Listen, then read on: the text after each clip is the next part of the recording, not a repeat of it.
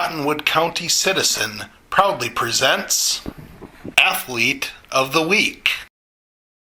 Ag Builders and GDF Enterprises of Windham is your local grain handling headquarters and your source for WIC buildings and Toro and Bobcat equipment.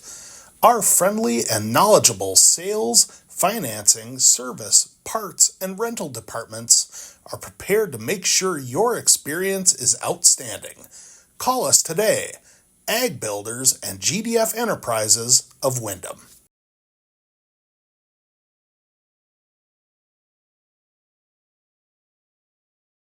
I'm joined right now by Windham sophomore Bryce Green, our Athlete of the Week this week. Congratulations, Bryce. Thank you. Let's go back to Tuesday's meet over in Elmore, and it was a very unique format for a meet because you had three guys from each team running in three separate heats. So for you guys, you were running with Kaylin and Braylon, who, you know, you're used to running together, but you're in the last heat.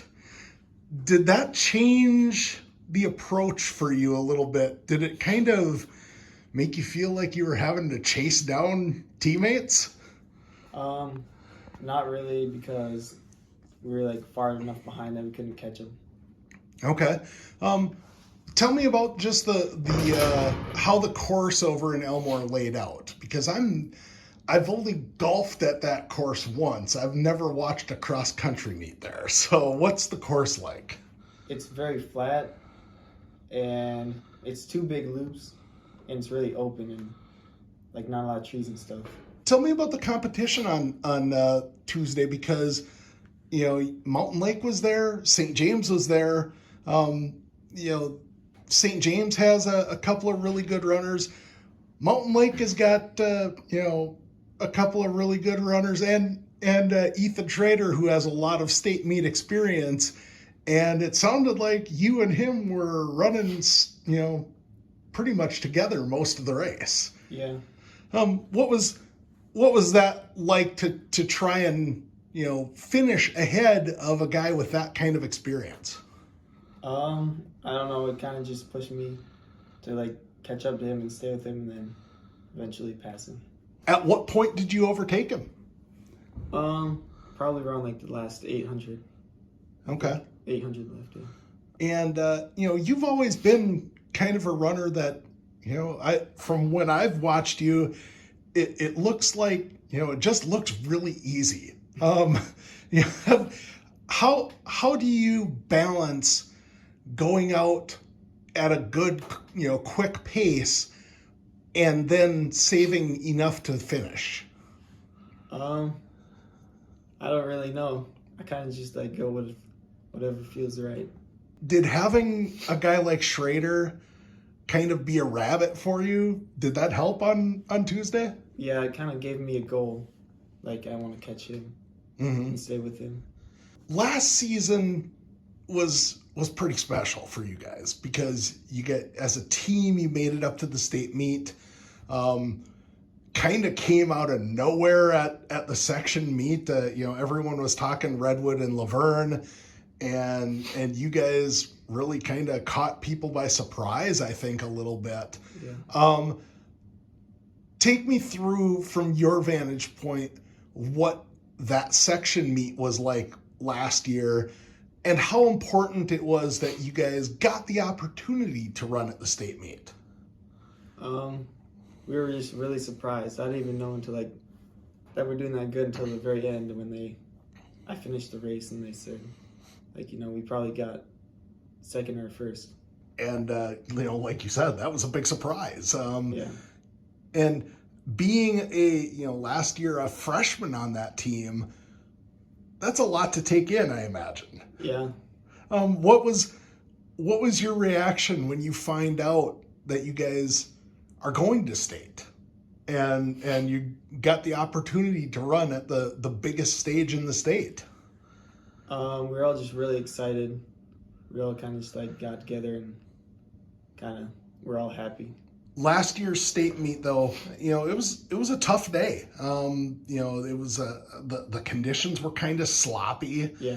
And it was a course that nobody in our program other than Coach Pletcher was really familiar with. How did the conditions at the state meet last year change your approach that day?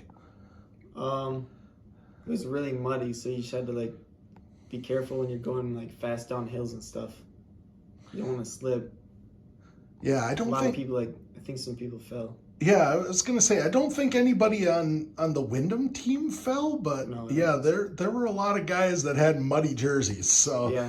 When you look back at last season and this moving into this season, you guys had a bunch of really important senior runners last year. Mm-hmm. This year, there's no seniors. There's no juniors for the boys.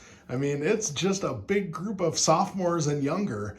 And the burden of leadership is really kind of fallen on you and Braylon and Kaylin. How have you embraced that role, being a sophomore? We've kind of just help lead the younger kids and teach them our different habits and stuff that we do. Mm-hmm.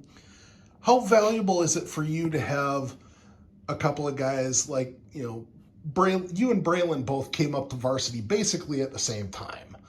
How has that relationship helped both of you develop as runners? It's just really good for at practice. Then we can train together, and even if we don't have practice, we'll go on runs in the summer and just push each other that way. Mm-hmm. And Kaylin and even Isaac this year really seem to have kind of embraced that as well, because you look at their times a year ago compared to where they are now, it's a big improvement. How exciting is that, knowing that you've got the makings of a pretty solid team and every one of you has got a couple more years left? Yeah, that's pretty exciting.